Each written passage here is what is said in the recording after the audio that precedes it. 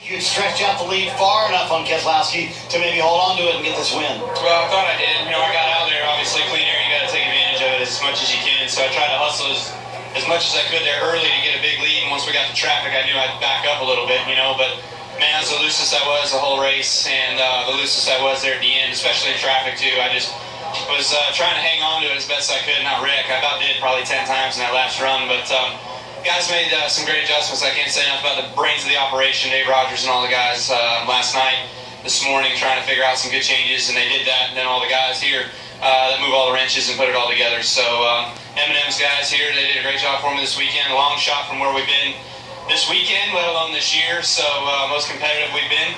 And, you know, we'll see how we can keep that speed going on here with weeks throughout. Gibbs car second and fourth, Matt.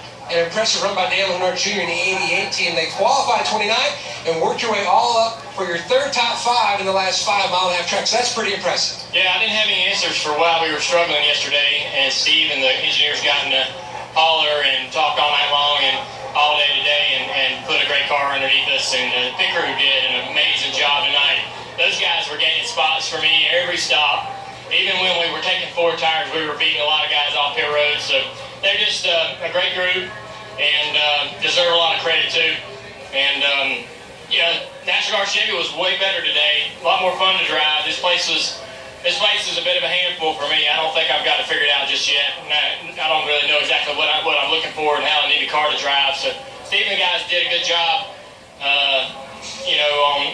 Having to deal with me and trying to put a good car under me this weekend. It was a lot of fun in the race. Strategy was great on pit road. Steve's fuel strategy gave us a lot of track position.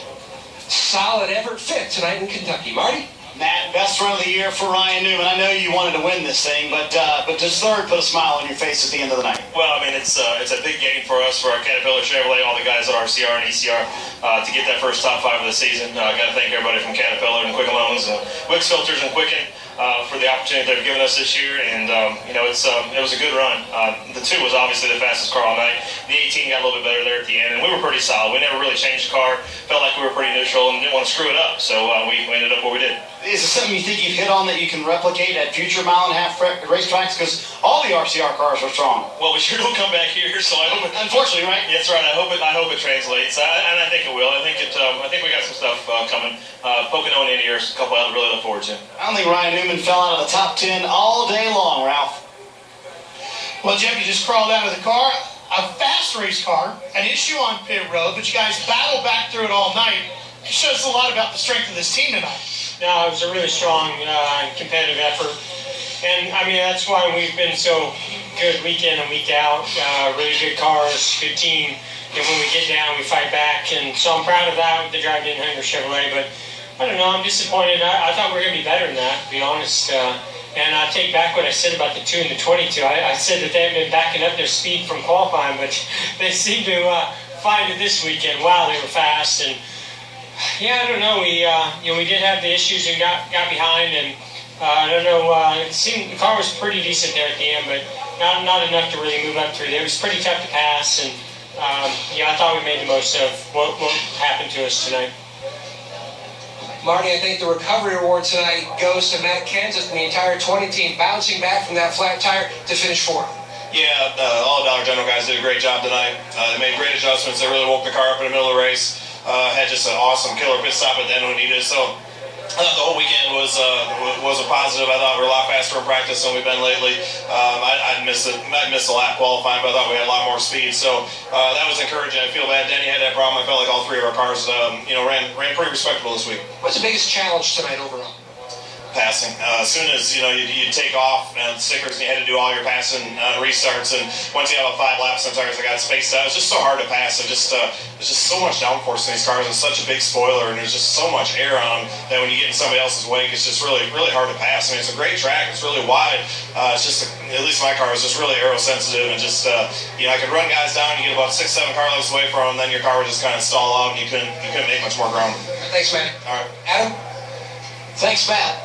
It was a good night for Joe Gibbs Racing. You take away the tire issue that Denny Hamlin had. His 2 teammates, Kyle Busch, Matt Kenseth, both inside the top 4. Team Hendrick putting all 4 of their drivers in the top 10 tonight.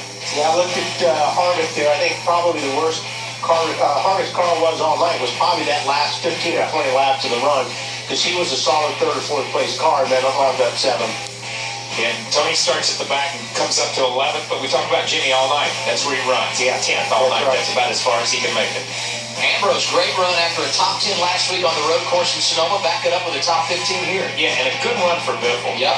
And they needed something. I mean, that's a top 15. That's not a Biffle kind of run. Don't get me wrong, but they needed to head in the right direction. Michael Annette, 18th. Good to see from Tommy Baldwin Racing. Casey Mears had problems throughout the night. Ends up in the top 20. Not what I would have expected out of Ryan Vickers. Started 15th, ended up 26th tonight. A lot of these guys just gutted it out all night long, to be honest with you. I mean, 2 or 3 laps down, but this was a tough race for a lot of people. See, the Ganassi cars were, I thought, headed for a good run tonight, and things didn't work out for them. They both had problems, as did Eric Almirola and Denny Hamlin. The 17th race of the year is complete, and for the second time this year, Brad Keselowski gets to put a sticker above the door that says winner in the Sprint Cup Series. Keselowski climbing out a winner here at Kentucky. 6th driver this season with at least 2 victories. So with that, we look at our Sprint Cup chase grid. 9 races till we begin NASCAR's version of the playoffs. Jimmy Johnson still the #1 seed. He's got 3 wins this year. Dale Jr., Carl Edwards, Joey Logano, Kevin Harvick, the other drivers alongside Brad Keselowski that have a couple of victories this season.